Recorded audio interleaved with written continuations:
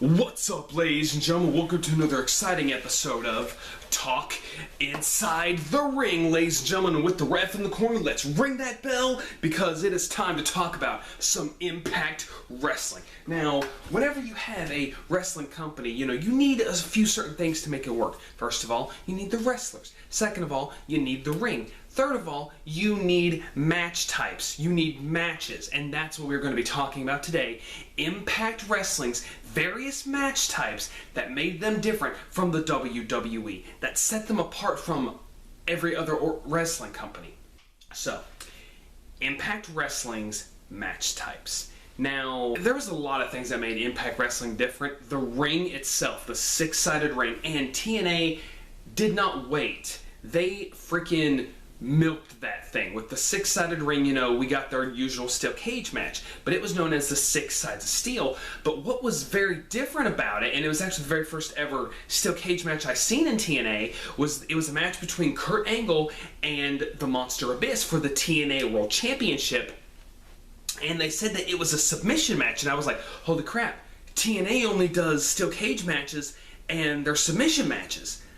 I thought that was so interesting. Now, that wasn't the case, but it was a very special occasion, and TNA did this a lot. They actually added different stipulations already to their gimmick matches.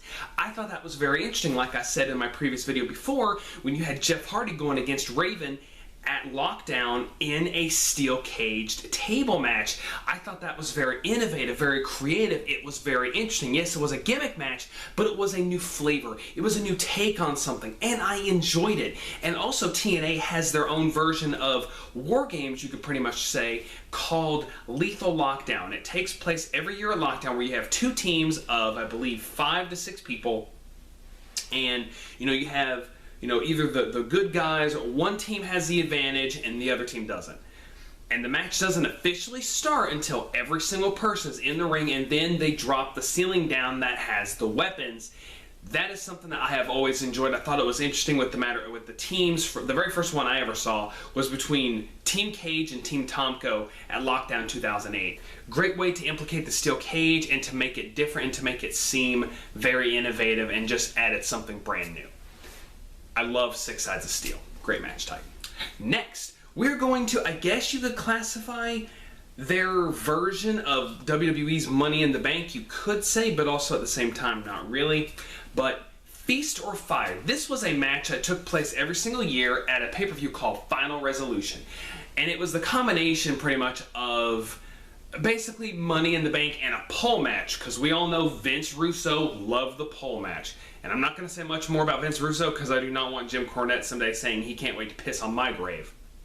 Anyways, so Feast or Fire. This was a match where you had four briefcases. One had a shot at the TNA World Heavyweight Championship. One had a shot at the X Division Championship. One had the Tag Team Championships. And then one had a pink slip, which I thought was weird because, almost everybody had a chance of being fired once a year.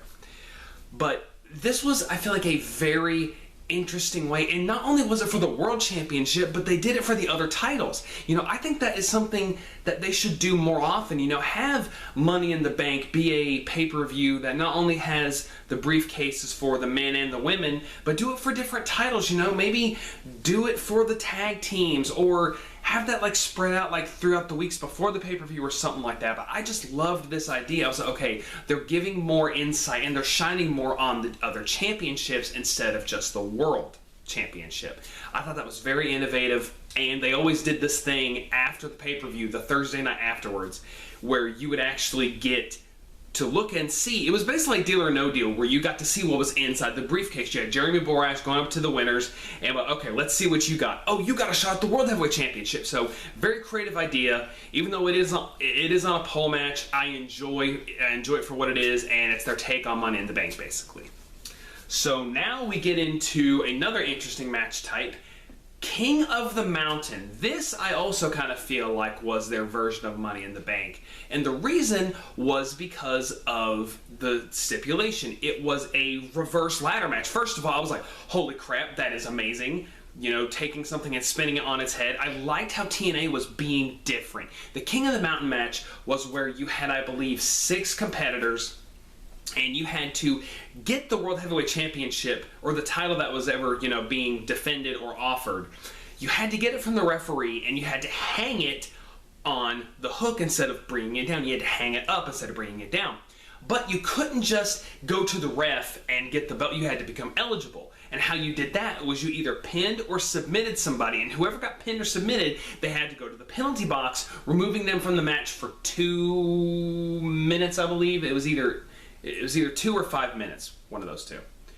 But once you became eligible, you could go to the ref and say, hey, give me the belt, give me the belt, give me the belt. And you could climb and you could hang it up to become world champion. And I thought that was such an innovating idea. Like I said, again, I love spinning original match ideas on their heads and giving something different, trying to do everything you can to make your product seem different, and to get eyes on the product, to be like, hey, we're different from this company. We do things a little bit different. We create our own stuff.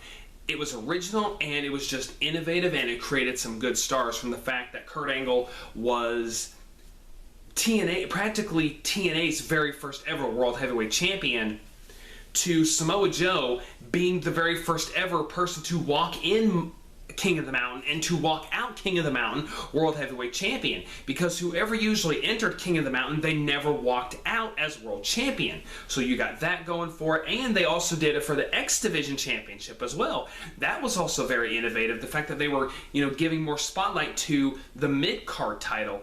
And that's another thing that they also did with the X Division eventually. They had the X Division Championship basically, but you could cash this in for a shot at the World Heavyweight Championship, kind of making it like their Intercontinental Championship and actually making the belt mean something. So, just a little history lesson on that. Next, we come to the big one, the granddaddy of them all, Impact Wrestling's brainchild, the Ultimate X match. Now, what made this match so innovative and so original was it was their take, once again, their take kind of on a ladder match, where instead of you having to climb a ladder to bring a championship belt down, you had to climb the turnbuckle, and you had to jump onto these cables. That's right, cables. And you had to basically make your way to the center of the ring, and you had to pull either the championship, which it was usually the X Division Championship, or the Tag Team Championships that were hanging in the center, or the X, which usually symbolized a contract for a shot at the X Division or the Tag Team Championship. Or even they just did the X Division Champion. They just did the Ultimate X match for the Women's Championship. That's the very first time they've ever done that. So I thought that was very innovative as well. And that's another thing. TNA was not afraid to bring women into certain matches that men would do. They weren't afraid to put women in hardcore matches. They weren't afraid to put women in ladder matches, or even now Ultimate X matches, or steel cage matches. TNA was doing everything it could to make itself very different. And not only that, but they took the scaffold match, like where people would fight on a scaffold, they took that and they actually made it into another version of Ultimate X, kind of called Elevation X, where the only way to win was to climb the X and fight your opponent on top, and whoever pushed their opponent off won the match. They decided to one day trade the cables for the scaffold, and I thought that was a very innovative idea. It was something different, instead of you having to shimmy or, put your legs and your arms on top of the cable and make your way to the center. You had to basically parkour your way to the X.